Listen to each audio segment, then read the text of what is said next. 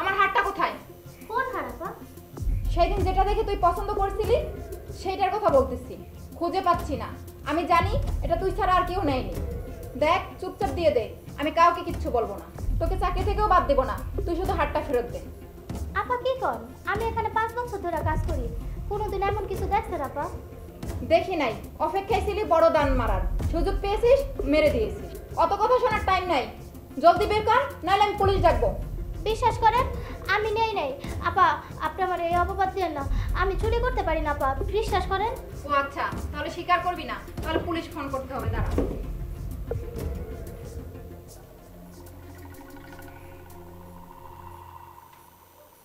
Hello police.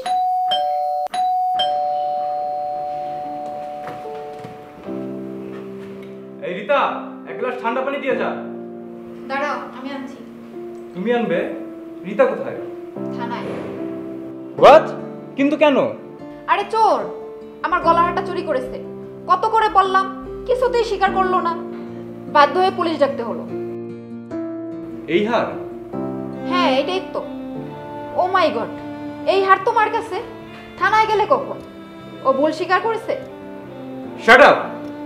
তুমি সেদিন বলেছিলে তোমার হারের একটা রিং ভেঙে গেছে। আমি সকাল অফিসে যাওয়ার সময় নিয়ে গেছিলাম। তুমি ঘুমিয়েছিলে তাই আর ডাকিনি।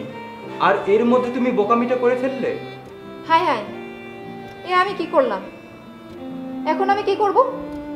এক্ষুনি থানায় যাও, ক্ষমা চেয়ে ওকে ফিরিয়ে নিয়ে আসো। আমি নিশ্চিত ও তোমাকে ক্ষমা করে দিবে। ওদের মন আমাদের মতো অত ছোট না।